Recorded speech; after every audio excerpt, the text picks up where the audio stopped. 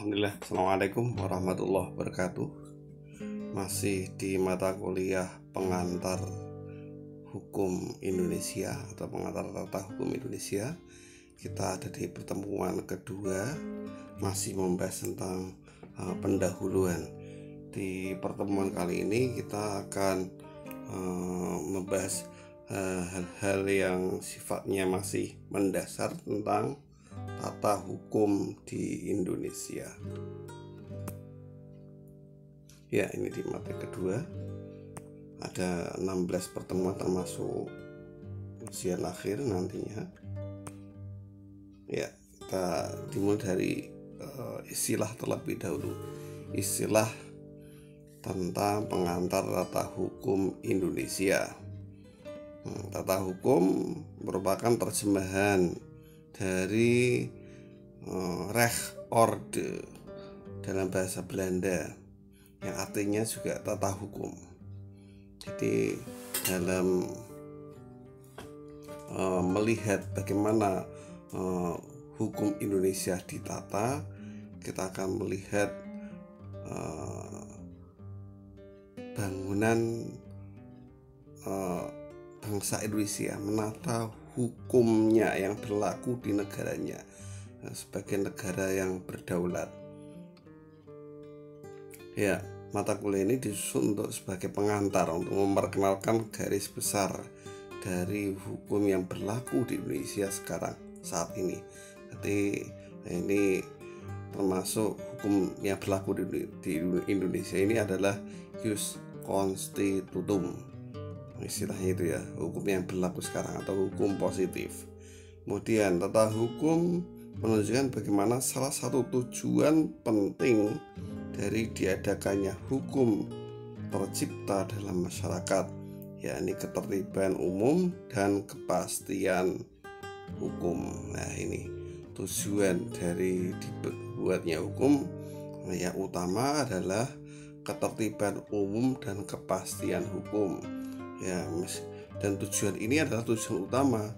Bisa jadi tujuan ini bisa mengesampingkan tujuan hukum lainnya seperti adanya keadilan. Ya, idealnya antara keadilan, ketertiban umum dan kepastian hukum ini sinergis. Tapi bila ada yang bertentangan, hal ini dulu yang didahulukan, yakni ketertiban umum dan kepastian hukum. Mengingat ini tentang kedaulatan negara dalam menegakkan kekuasaannya. Keberadaan negara berkuasa ini terletak pada hukumnya. Hukum sebagai alat kekuasaan negara. Idealnya sebagai penguasa nantinya penguasa harus adil dan menerapkan keadilan dalam tata hukumnya. Ya, tujuan, ya silahkan Anda baca tujuan hukum diantaranya selain tadi ketertiban umum dan kepastian hukum adalah terciptanya keadilan, terlindunginya kepentingan umat manusia, HAM termasuk hak individu, kepentingan individu, dan seterusnya. Next, ya, konsepnya bagaimana? Konsep tata hukum Indonesia atau tata hukum adalah sebuah peraturan hukum yang disusun atau diatur oleh negara dan organ-organ kenegaraan yang berlaku pada waktu itu. Ya, berarti negara ini mempunyai organ-organ. Kita mengenal adanya pembagian lembaga negara menjadi trias politika yang diteorisasikan oleh Montesquieu. Tahu ya, trias politika, lembaga berdasarkan fungsi kenegaraannya, yakni lembaga legislatif ini yang membuat hukum, lembaga eksekutif yang melaksanakan hukum, dan yudisial yang melakukan penyelesaian sengketa dengan berpedoman pada hukum. Ketiga lembaga negara ini menyandarkan hukum sebagai alat kekuasaannya. Jadi hukum nanti dibuat, dilaksanakan, dan kalau ada sengketa diadili berdasarkan hukum. Hal itu diperlakukan dalam sebuah komunitas masyarakat atau negara. Jadi ketika negara Indonesia ini merdeka, maka negara kita berdaulat dan berhak mengatur wilayahnya sendiri dan warga negaranya sendiri. Nah, itu letak kedaulatan sebuah negara dan bagaimana kita sebagai NKRI mengatur tata hukumnya sendiri yang mandiri untuk menunjukkan kedaulatannya sebagai sebuah negara. Nah, tadi sudah saya singgung bahwa tata hukum Indonesia adalah ius constitutum atau yang berlaku sekarang. Ya, tata hukum yang menata, menyusun, dan mengatur tertib kehidupan masyarakat, dibuat dan ditetapkan atas daya penguasa masyarakat itu. Di sini ada daya penguasa, ada kekuasaan negara sebagai penguasa. Penguasa siapa? Ada penguasa legislatif yang membuat hukum, ada penguasa yang melaksanakan hukum eksekutif, dan ada penguasa yudisial yang mengadili berdasarkan hukum. Kalau secara kelembagaan di Indonesia itu bisa diwujudkan yang memegang kekuasaan legislatif siapa penguasanya. Ada lembaga MPR dan DPR, dan juga presiden sebenarnya. Tiga-tiganya menjadi lembaga legislatif. Kemudian ada lembaga eksekutif yang melaksanakan hukum. Lembaganya mana di Indonesia yang melaksanakan itu? Lembaga ini adalah presiden dengan beserta jajarannya, pembantu-pembantunya, para menteri dan seterusnya. Kemudian penguasanya di bidang kehakiman yang menyelesaikan sengketa berdasarkan hukum itu siapa? Di Indonesia dipegang oleh Mahkamah Agung dan Mahkamah Konstitusi. Nah, nanti kalau Mahkamah Agung mempunyai jajaran peradilan di bawahnya. Kalau MK hanya satu saja, satu dan terpusat. Kalau MA menempati posisi pusat dan mempunyai peradilan-peradilan di bawahnya. Ada pengadilan tinggi dan ada pengadilan tingkat pertama. Tingkat pertama itu yang di tingkat dasar yang ada di kota-kota dan kabupaten. Kemudian tingkat 2 ada di provinsi. Di tingkat pusat, tingkat nasional dipegang oleh Mahkamah Agung sendiri. Yuk next. Ya, persamaannya dengan PIH, pengantar ilmu hukum apa? Sama-sama sebagai mata kuliah dasar pengantar dalam mempelajari hukum lebih lanjut. Jadi sebelum nanti Anda dikenalkan dengan materi-materi mata kuliah terkait dengan hukum yang lebih detail, pengantar tata hukum Indonesia juga bersama dengan pengantar ilmu hukum ini menjadi mata kuliah dasar. Karena dasar bisa menjadi prasyarat sebelum Anda nanti mengambil mata kuliah lanjutannya. Ya, oleh karena itu maka Anda juga diwajibkan untuk menempuh mata kuliah ini dan harus lulus. Ya, ini peta dalam perkuliahan ya, supaya Anda mengerti pentingnya. Setidaknya dengan adanya PI, pengantar ilmu hukum dan tata hukum Indonesia ini memberikan Anda wawasan pendahuluan, wawasan pengantar sebelum nanti Anda mempelajari lebih lanjut tentang hukum-hukum yang berlaku dalam kehidupan negara dan kehidupan masyarakat. Nah, bedanya dengan PIH apa? PTHI ini. Ya, ini kalau PIH menyelenggarakan kaidah-kaidah hukum secara umum. Berarti asas-asas hukum dan teori-teori tentang hukum secara umum ini dipelajari. Nah, tidak hanya di Indonesia saja, tapi secara nasional dan dalam wawasan pengetahuan legal science atau wawasan pengetahuan hukum, keilmuan hukum, PIH ini dipelajari. Nah, sedangkan kalau PTHI ini, Tata Hukum Indonesia ini lebih spesifik dalam mempelajari hukum yang berlaku dalam konteks keindonesiaan dan di waktu yang sekarang, ius constitutum. Hukum positif yang berlaku dalam teritorial ke Indonesia sebagai negara yang berdaulat. Ini next. Tujuannya apa? Mahasiswa diwajibkan untuk mempelajari mata kuliah pengantar tata hukum Indonesia. Ya, ini PTHI ya. Ya, ada yang memakai istilah PHI pengantar hukum Indonesia, atau ada yang memakai tata hukum Indonesia ya. Nah, kita tidak mempermasalahkan perbedaan ini. Intinya sama, mempelajari tentang hukum yang berlaku di Indonesia dalam konteks kekinian. Tujuannya apa? Yang pertama, agar mahasiswa punya kompetensi pengetahuan dalam hal ragam jenis hukum yang ada di Indonesia. Jenis-jenis hukum ada hukum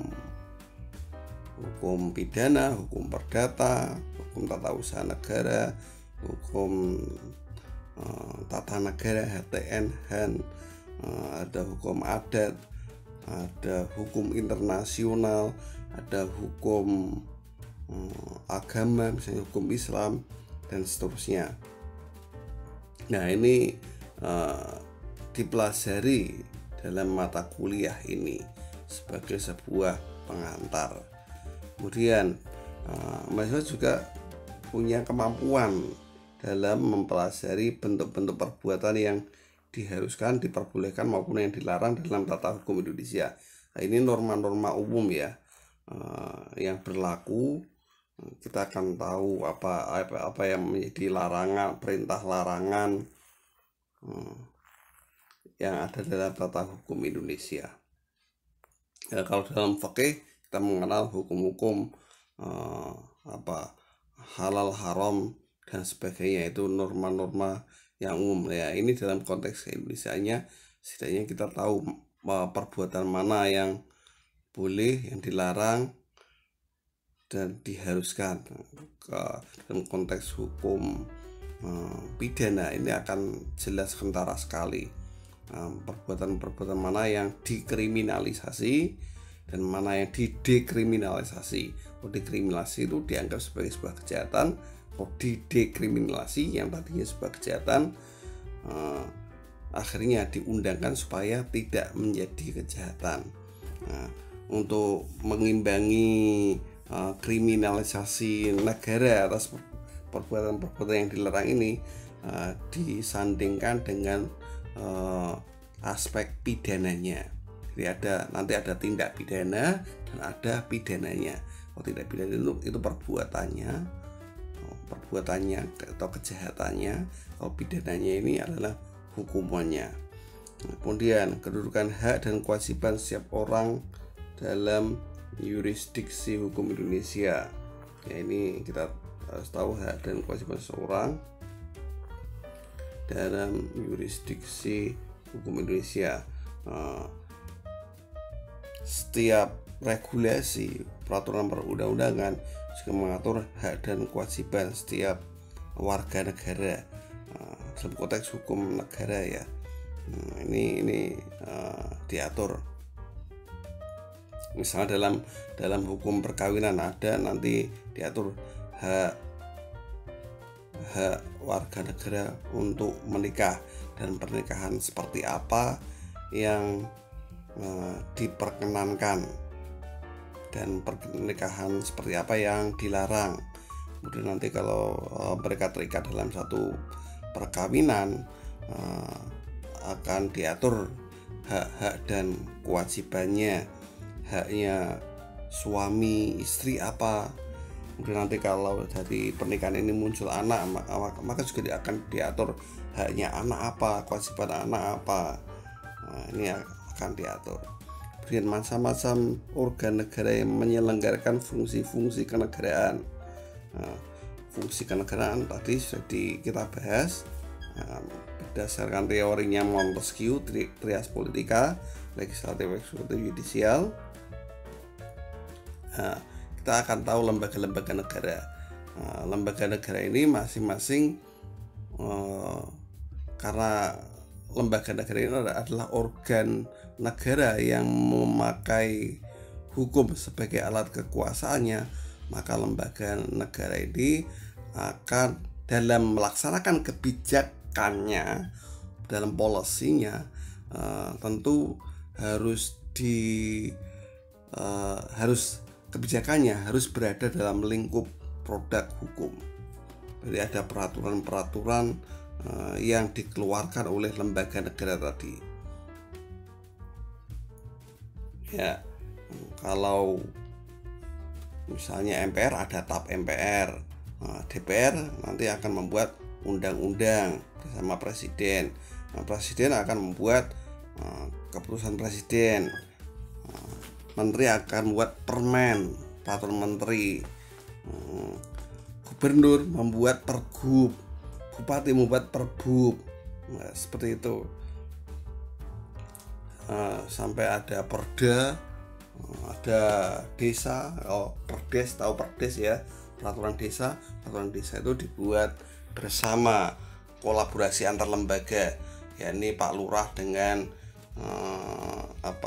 Badan Perwakilan Desa BPD-nya.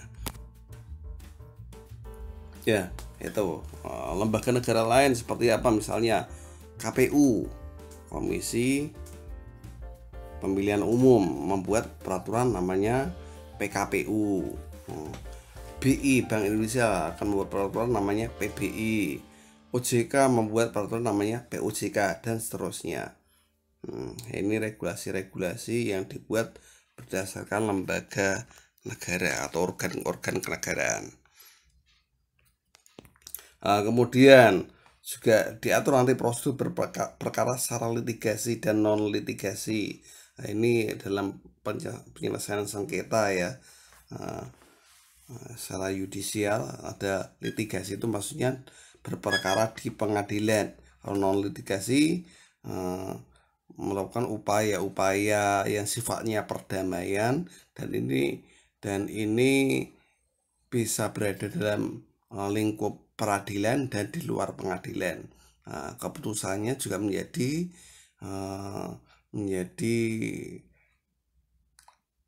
ketetapan, menjadi peraturan yang berlaku bagi para pihak yang menyetujuinya.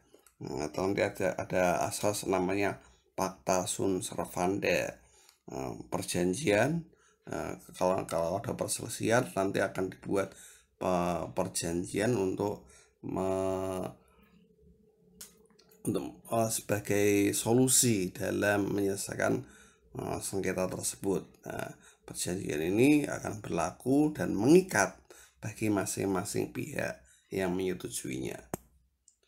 Next, sejarah terkait sejarah tata hukum Indonesia. Ini kita mempelajari sejarah bagaimana hukum Indonesia berevolusi dari masa ke masa. Mungkin kita mengenal ada masa-masa orde ya, orde di Indonesia, dari masa orde lama kemudian ke orde baru, kemudian ada reformasi hingga sampai sekarang.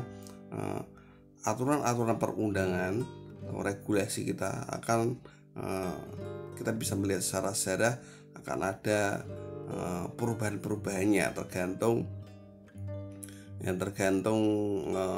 term hukum yang akan kita bicarakan. Ya,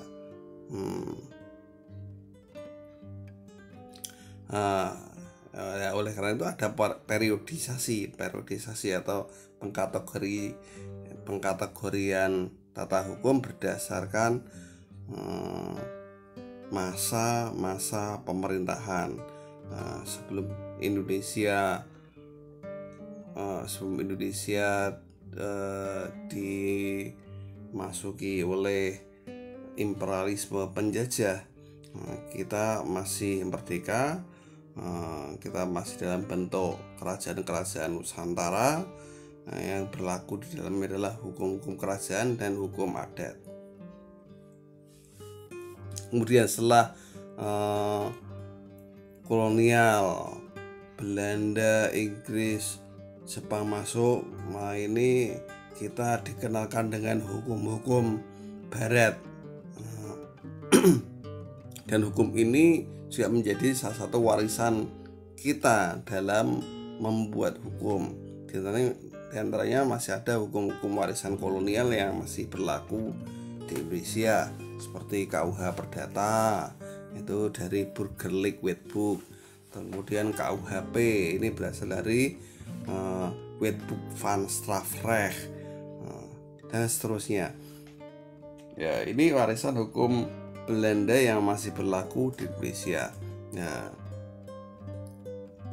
Dan kita sebagai bangsa yang merdeka tentunya juga berupaya untuk membuat hukumnya sendiri yang tentunya ingin membuat hukum itu yang sesuai dengan nilai-nilai bangsa kita.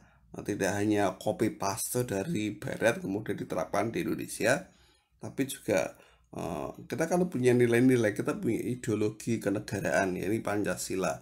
Dan ini seharusnya yang mengilhami lahirnya regulasi-regulasi peraturan perundang-undangan yang berlaku di negara kita. Ya, mulai dibahas rancangan RUU KUHP,